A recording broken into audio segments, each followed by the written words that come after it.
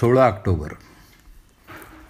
श्रीराम जय राम जय जय राम, श्रीराम जय राम जय जय राम, श्रीराम जय राम जय जय राम, श्रीराम जय राम जय जय राम.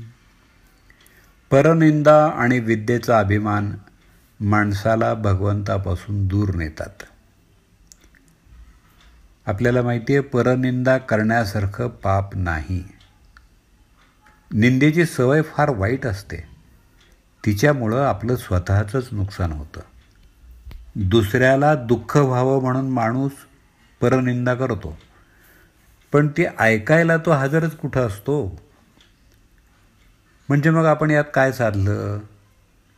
निंदेमुळं आपलंच मन दूषित होतं.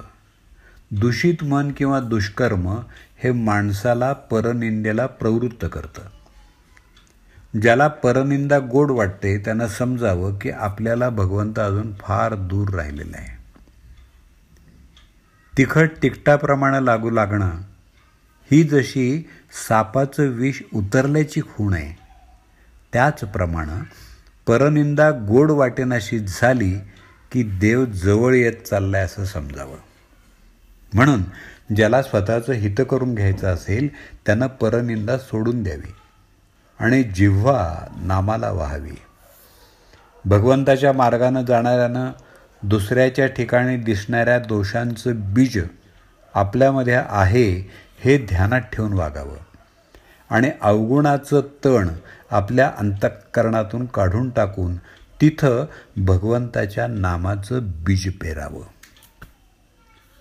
पुष्कळ वेळा आपले दोष आपल्याला कळतात, ते भगवंताच्या आड येतात हे देखील कळतं, पण त्याला आपला इलाज नसतो.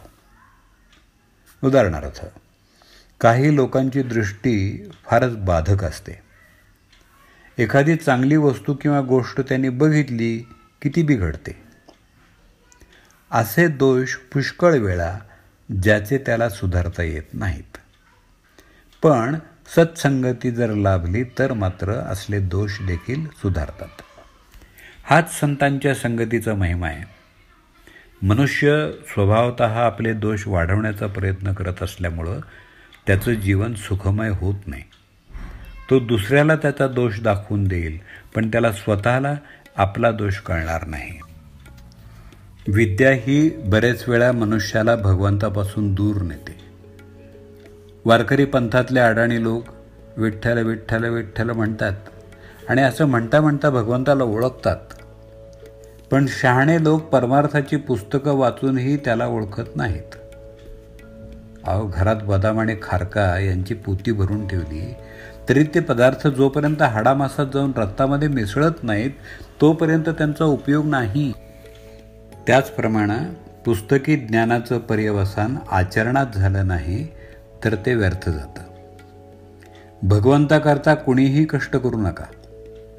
कष्टानं साध्य होणारी ती वस्तूच नव्हे, ती वस्तू सात्विक प्रेमानं साध्य होणारी आहे आणि प्रेमामध्ये झालेले कष्ट मनुष्य चटकन विसरून जातो. तुम्ही भगवंताच्या प्रेमानं अगदी भरून जा, आपापसात प्रेम वाढवा, म्हणजे मग सर्व जग आनंदमय प्रेममय दिसू लागेल आणि शेवटी तुम्हाला स्वतःचा विसर पडेल.